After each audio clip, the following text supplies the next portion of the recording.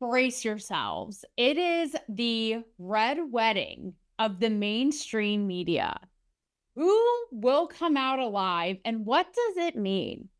Not only for celebrities, for the news and how we take in the quote unquote news, and for friends, you and me. Let's talk about it on Talk to Me, Taylor.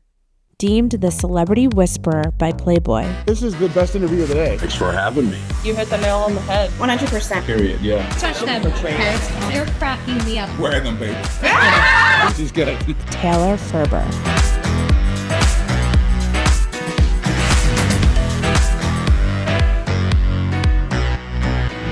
Okay, dragon believers and slayers like the Joe Rogans. I may just hop on this dragon mic for you right now because it is going down. So, guys, it is officially the rapture of establishment traditional news and media. It is survival of the fittest, bitch, at last. I'm going to go in with a bang here. You know, time is of the essence. They like to go out with a bang. Well, we go in with a bang here, okay? With probably my favorite of how the mainstream media is imploding on itself, with none other than MSNBC, okay? This is just like, this shit is going down harder than a drunken best man flailing at his speech at a wedding. Like, it is just falling in on itself. It is doing so bad that Comcast is looking to sell MSNBC off. And in light of this, who comes in but, you know, the dragon slayer of our time, Elon Musk? Like, he probably is slaying dragons out in space for all we know. You know what I mean? Like, that is actually what Area 51 has been designated for all this time. Plot twist. Okay, so Elon Musk is coming in, like, basically trolling MSNBC, Rachel Maddow. Joe Rogan is in on, I mean, I am just relishing in this like a Thanksgiving meal come early. You know what I mean? Elon's like trolling, you know, like, should I buy it? Because he can. I mean, he's a billionaire. How much does it cost? I don't know, but he's just like fucking around. Like, should I buy it? And it, you know, kind of reminds me, it's almost like, you know, Trump wanting to buy RFK Jr. a Big Mac, and he's there just unwillingly like, oh, fuck, I got, but it's like, I'm just tossing the money around just to do it, just because I can. And who comes in but Joe Rogan? And he's like, let's do it. Can I have Rachel Maddow's job? Because Elon's like, I may just fire her for fun. Like, let's fuck around and find out, as the media has been doing for years, which is why we are all over it, like an obscure Catherine McPhee song, okay? And Joe Rogan's like, can I have her job? I will even dress like her. I will wear the butch lesbian wig, and I will spew lies on cue, just like Rachel Maddow. It's too much. Like, I'm loving it. There's not enough popcorn in the world. Like, call AMC, bring AMC out of the grave as well. We're going to need backup, okay, on the supply. And so this just really is the icing on the cake, is that Rachel Maddow is responding to this meme that Elon Musk put up. I will show it here, but it's like the temptation of him to, you know, provoking him to potentially buy out MSNBC in the biggest trolling move this side of the century. And it shows like this woman, like, it's kind of like in medieval times, but I don't know, in old times, this woman like showing her ass and like the temptation to like to get in on that and tap that ass, right? It is like a little risque at best. Here is Rachel Maddow crying, sobbing, tears on air over this meme and how dangerous it is, how whatever they want to say, misogynistic, sexist, you know, threatening, I don't know. Just pick a word, any word. It is your lucky day.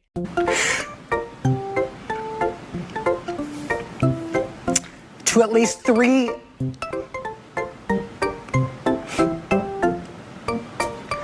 Can we put up the graphic of this?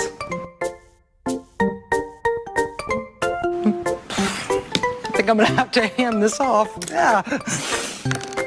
Sorry. That does it for us tonight. We'll see you again tomorrow. And this bitch is having a sob story. Like, lady, You need to get your shit together. Do you want to talk about? I'll give you some things to be sad about and to cry about. Everything from the fact that our modern day boys brains melt over the idea of changing a goddamn tire, all the way to the fact that in Iraq have now changed the age of quote consent for girls for marriage and what have you to 9. So why don't we get our shit in check? How about that for something to cry about? Then you have everything, like I'm telling you, everything is just falling into San Andreas fault of cable at once. Okay. Then you have Piers Morgan annihilating The View, being like, put this show that is so irrelevant out of it and our misery, for the love of God. Like what he said, no notes, flaw free, couldn't agree more. Okay. Then you have the whole Morning Joe debacle, which just goes to show how, again, MSNBC is just in the Wild West wilderness. It's going to be a carcass. It is never, like, I don't even think the vultures want it at this point. Okay. Like it is never coming back, like the Joy Reids, all this, but the Morning Joe is most fascinating. Basically, all of these so-called programs have literally since this election have dropped in viewership. I'm talking desolate despair down to like 50 or 40%, you guys. Okay. Like it is bleak.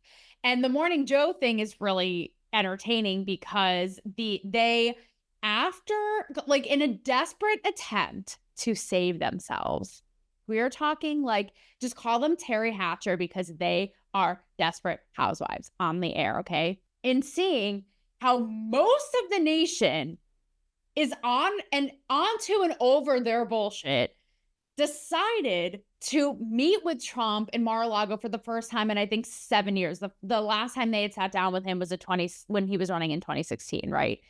And even Jon Stewart called them out for being so hypocritical, because it's like, okay, you have been ranting and raving on your show about how this is the mustached, reincarnated Hitler of our time, and you're going to go like braid his hair in Mar-a-Lago now suddenly because you were that desperate. And well, I thought he was like, you're going to sit down with a Nazi? I thought he was a Nazi, but like hypocrites. Then you actually have the woke people who have bought into their nonsense, boycotting them because they actually do believe that he's a Nazi. And it's like, how could you, the audacity, all this again? So like on all fronts, where is the lie? But the fact that they did this, like, we're so bogus. We are all onto it again. Contrary to what all these people think, we actually have brains up here. And their viewership too is just in the abyss. Like no Star Trek, no Star Wars, no nothing can find them. Okay. So that is what is really entertaining. And you even have like the LA Times owner now coming out, suddenly changing his tune and saying we have to have all voices. We have to have moderates. We have to have conservatives. We have to, this enlightening moment of our time. And you have, this is another good one too. Do you guys remember when all of these huge conglomerates were dropping out of advertising on Twitter? Because, you know, Elon Musk took over and they were like, oh, it's all conspiracy, fake news and lies and quote, misinformation, which, by the way, I have deemed myself the misinformation to you, bitch. But anyway, yes, they all dropped out in the name of like what's and the science and the truth and blah, blah, blah, blah, blah. Apparently all this shit, right? Well, guess what? Guess what? Just like your high school ex who got wind of your newfound happiness and marriage and decided to come back into the saddle out of the woodwork. They're back, bitch. That's right. Disney, IBM, Comcast, Warner Brothers, they all want in on what Master Pimp Elon Musk is selling in their advertising on X again. And so to cap this all off, you have Joe Rogan trolling The View because there was a clip that's gone viral of Joy Behar literally saying that Joe Rogan, all the J's, that Joe Rogan believes in dragons. People like our show because they know that we are checked by ABC News. But We're checked by everybody. Yeah, I mean, if we're wrong, we have, you know, the legal note here. Mm-hmm. The human legal note? But we went from Walter Cronkite basically to this guy, Joe Rogan, who believes in dragons. I checked it. He believes in dragons? He believes in dragons. Did you triple force that? Yes, I did. So all I have to say is, Joy, who doesn't believe in dragons? Okay, like you're stealing our joy because we do all believe in dragons. So take that, bitch. But no, he's like trolling them and he put like dragon believer in his bio and all this and that, right? So all of that to say, guys, look, it's happening. I was just talking about your high school ex. Like, it is happening. And like prom night, it's happening hard. It's happening fast. And the outcome's a little unexpected. We don't really know. We're in uncharted territory. You know, we're popping this cherry of what was legacy media. And I've been saying for a long time that the pendulum was going to swing the other way, right? Because we've been lied to time and time again. Like, again, why you always lying? Like, we can only take so much. And just the bogus of the double standards and the hypocrisy and the narratives that were so obvious. And the people had enough. But I will say, I did not expect the pendulum to swing so fast and so hard. It is coming up. It is shifting. And I didn't expect it to happen in such a sudden sweep. I'm not going to lie. I did think it was going to be a little bit, more of a progression and over time, but like the people are done. The people are taking off their wigs, swinging them around. Like I said, there is just something in the air of this renaissance of people just like freeing their brains and their nipples and all kinds of shit happening. People like NFL players, fighters, golfers, professionals they're doing the Trump dance. Like, it is just a whole thing happening. And so they don't give a fuck. The people don't give a fuck. And I gotta say, it feels good. It feels good. Damn, it feels good to be a non-fuck giving gangsta. But the whitest girl ever. I'll say it again. Gangsta. White kids, y'all some gangsters. What does this mean now? Namely, for even celebrities and pop culture and entertainment, right? Like, where is this shift? How is this shift shifting? And how are the Swifts swifting? Well, speaking of swifting, I'll tell you one thing. I'll tell you one thing of what we can expect from all of this. It is that the Taylor Swifts, the Beyoncés, I would venture out to guess, just call me, Miss Safari, because I am out here in the jungle. And I'm going to venture to guess that these people have made fools of themselves in this last election cycle, being involved in politics. And you can bet your bottom dollar that it ain't going to be happening again anytime soon. We can call them fools all day long. That's fine. But like, that's fine. That is approved. That goes without saying. No, I'm actually getting to that because, we actually shouldn't write them off as such. But we saw what happened in the sheer embarrassment of people, the huge megastars like Beyonce's, like the Taylor Swifts, the Cardi B's, essentially getting their cover, snatching their own wigs, getting their covers blown, and getting paid to so fiercely endorse and support Kamala Harris. And what happened? We learned that it was completely ineffective and that nobody gives a flying fuck because, again, like, it was a tsunami tidal wave, like Noah's Ark, watch out, like a blowout, like, we've never seen. But it's not what they do. And obviously, I would venture to guess that as much as we can say that it's an embarrassment, I bet you they and their own media marketing teams are having an introspective moment and going, I'm embarrassed. Why haven't we heard, again, if Beyonce's hill to die on and her mission in this life was to back Kamala Harris, same thing with Taylor Swift, okay? Back to her tray of Biden cookies, Mrs. Fields' venture gone wrong. Why haven't we heard from these bitches since? Why haven't we heard a single peep from them of this is a big mistake? We were warned, things are going to go awry.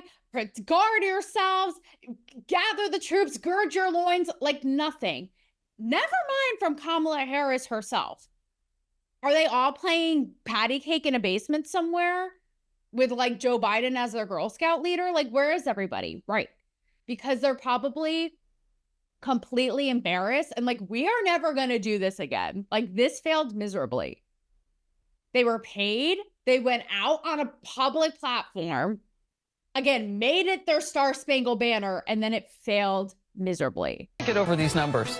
$10 million for Beyonce to step up and back Kamala Harris publicly. $5 million for Megan Thee Stallion. $3 million for Lizzo. $1.8 million for Eminem. I mean, is that normally how it goes? You spend $20 million, you get yourself in debt to try to get a bunch of rich celebrities on stage? I would say that it's because this is not what they do. It's not what they do. And we don't want to see that from them. We don't care what you think politically.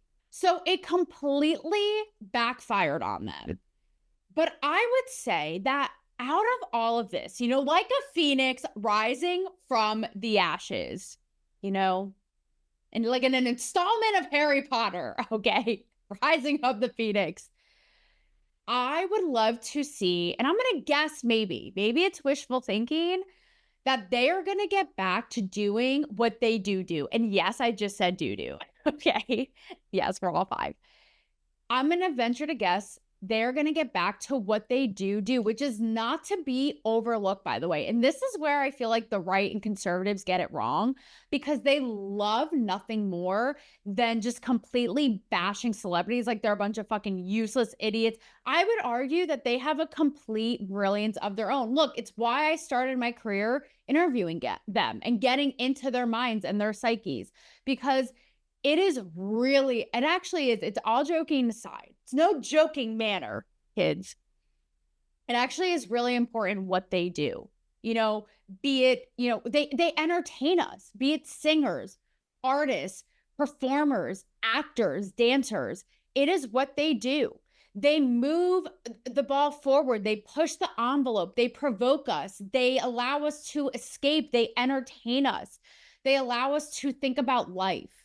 And so I would say, like, Cardi B, keep shaking that ass on a pole or not. I mean, Christmas is coming up, on Santa's pole, up to you. You decide. Is that misogynistic? I don't care, bitch.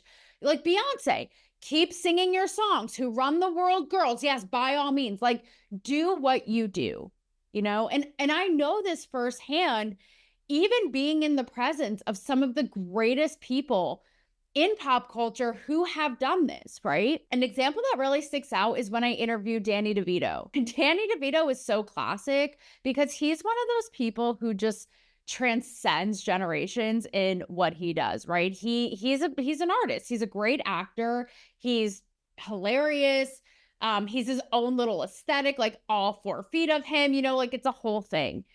But I would say even with what he does, say on It's Always Sunny, right? That's a show where he's just so like fucking, the whole show is so like fucking weird and out there and satire, and really does get into those like taboo crevices, right? And was more like before cancel culture, RIP, but was so politically incorrect and iconic. And when I met him in real life, he kind of was that person. And it's not like we had this groundbreaking, introspective, intellectual deep dive about life. It was just that human interaction and him kind of bringing that to life, right? Like I was standing next to him and I'm only like I'm 5'2" on a good day. And I was wearing these big heels. So he's sitting next to me and his eye level is straight at the knockers. And he and I are having him on my selfie stick on the red carpet. And we're having this really kooky, fun interaction. Great call. Yeah. Okay. Okay. I mean, nobody's gonna see your feet, right? Wait, why? Where he like grabs a selfie stick and is having like a whole moment like a kid at Nassau camp. And he even jokes like, what? Like my boob's at your eye level. Like you're the one going on and on about the boob eye level thing, right? So again, it's not like we had this monumental discussion about like the meaning of human existence, Jordan Peterson style. It was more that like having a real moment with this person who has done that on screen for decades. And again, really kind of was that person in real life and is so iconic in that way.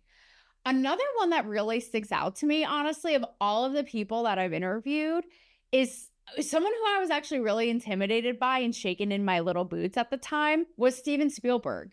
And you would think like of all the people, like Steven Spielberg is going to like make you feel a type of way. But yes, because I sat down with him face to face thinking this person is a literal fucking legend in our culture, right? The things that have come out, the pieces that have come out of his mind that like, you know, be it Jaws, be it E.T. Phone Home, be it Indiana Jones, despite Harrison Ford's recent political plea, you know, in the aforementioned vein of what was just talked about, like so many iconic pieces that have influenced film after that have influenced tastemakers and art and things that have shaped who we are and our cinematic experiences, like, you know, in the theater. Like, I don't mind Nicole Kidman doing an AMC ad, her stunt double, maybe, like, just bring the movie magic to life, but like in our real lives, right? In our culture, in our vernacular.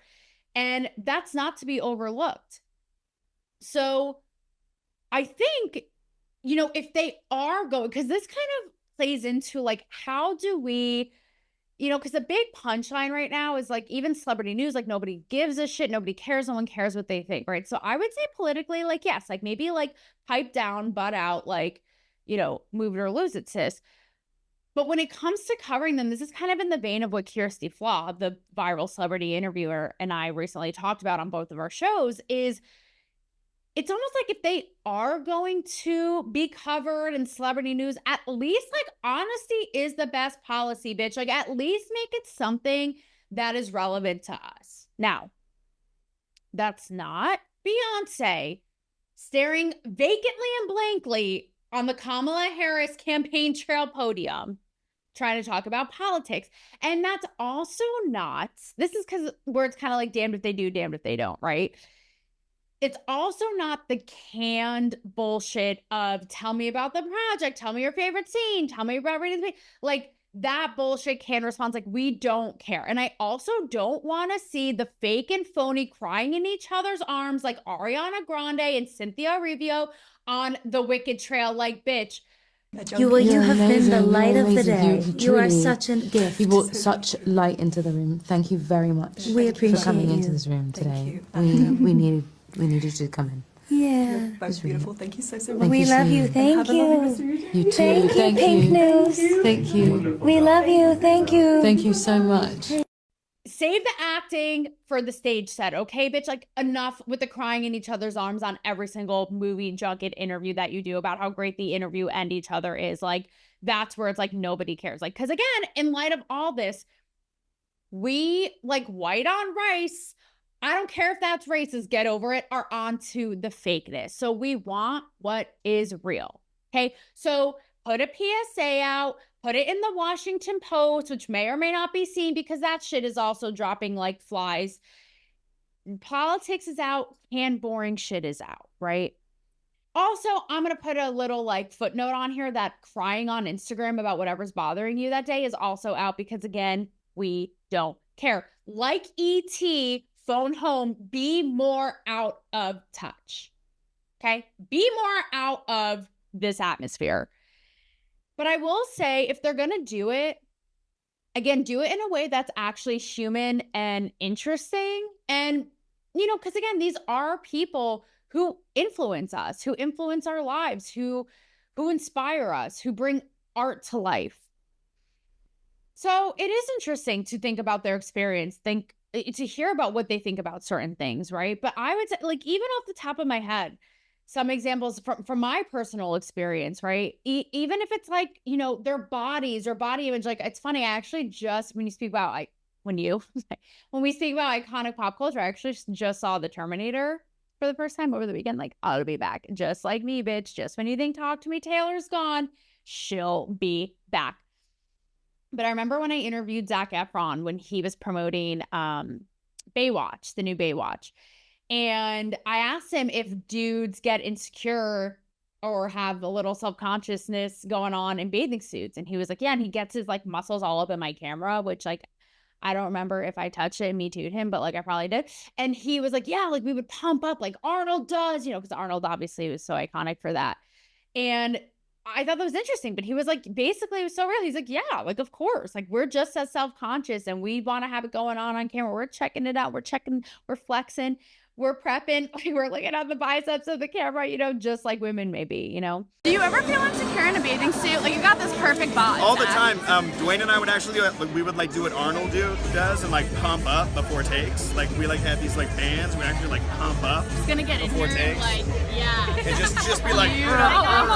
Another one I thought that was interesting was when I talked to Milo Ventimiglia about technology and how it's just we are all one chip away in our brain from being living, breathing AI robots. And he was just like, right, you know, because funny enough, I had asked him in a dating, you know, dynamic sense of how millennials at the time feel like women feel like men would make the move. And there was a block in communication and all this and what he thought. But he took it and actually ran with it and went somewhere much more interesting. And he brought up the movie WALL-E, right? And basically said, like, we're so trapped behind our phones all the time. We are literal Neanderthals and we don't even know how to speak to each other anymore, face to face. I would say put these things down and have a conversation. A lot of people, it seems like to me, they perform for this little box right here, and they're getting away from the human experience of actually being in front of someone, having a conversation with them. You know, picking the phone up and calling, not just having a full dialogue on text. I ran into him in the parking lot afterwards, and he said to me, like, these are the conversations we need to be having, you know? And again, I don't need you. It's like strikes such a great balance, because I don't need you preaching about some social, cultural, political bullshit. And I don't need to see, you know, Ariana Grande crying tears, no tears left to cry, but plot twists there are on Cynthia, on her co-star's head, like in every interview they do. You know what I mean? So that is actually, I think it strikes something super interesting. Another fun one kind of off of that I liked, because I've been into the boys lately, is when I interviewed Chase Crawford and similarly asked him, like, look, you're a good looking guy, like some would argue, I guess, wink, wink. You know, a lot of women, again, feel like guys aren't, you know, stepping up and in that masculine, assertive, aggressive role, like, which is a whole other ball of wax for another time, as you guys know. And, you know, you're a good looking guy. What do you do if you see a girl you're interested in? And he said, he's like, I just honestly, like, straightforward, like, make a joke. Girls love to laugh, like, go in for it. You know, again, maybe easier said than done, because like I'd hop on that dragon stick any day. No, but again, something that is relevant to us, that we're thinking about, that makes them human, and that is real. You know, like I said, honesty is the best policy. You know, take it back to kindergarten, the golden rule, treat you had, I don't know, whatever the fuck. You get the point, okay? Bring out all the cliches, because they may or may not all be true. So where does this take us? I would say, I hear a little Hillary Duff in the background, because baby, it's going to bring us back to the beginning. Let's go back to the beginning. Where does this leave us now, right? How are we going to take in and ingest and actually believe information? It is all changing. It is shape-a-shifting. And don't bring that up with Ariana Grande, because she's going to talk about her character shape-shifting and changing and the witches and this and that. Bitch is going to start crying again. Okay, but it's all changing, and it's changing really fast. So I think it kind of goes without saying that we are going to get our information, our news, our ideas from people, different form, right? Nobody gives a shit about cable anymore. Like, we don't know her. I suddenly don't know how to hear or to read. Like, hear, speak, think, see, know evil. That is cable news. Okay, it's gone. So we're going to see a lot more of these longer sit downs, of podcasts, of the U's, of the B's, of the Joe Rogans. Also, of the people who are owning their biases. Because again, we are on to all y'all, like Magnum PI, whether you're a Magnum or not. I don't know. Ladies, if your man is, good for you. We're on to the bullshit. So people who own their biases, even me on this show, I am not pretending for a second to be some unbiased journalist. Like, I will own that shit all day long. I have my views, I have my opinions, and hell, I think we may be past the point right now of straightforward old school news. Let's be real. Like, they're trying it over there with Chris Cuomo and News Nation, and bitch, even that's not working. It's not working or twerking, okay? So we're going to want what is real. We're even going to see, for better or worse, the citizen journalism of it all on TikTok. I know I gotta say real on TikTok. Excuse me. Yes. We're gonna see it all happening. The citizen journalism, the transparency, people owning their biases. Again, the sit downs, the podcasters, the people thinking outside the box, the people on the street, here, there, and everywhere, everything, everywhere, all at once. So listen, it's what's coming. It's here. Strap in, strap on if that's what you prefer. I ain't gonna judge. And let's get into it.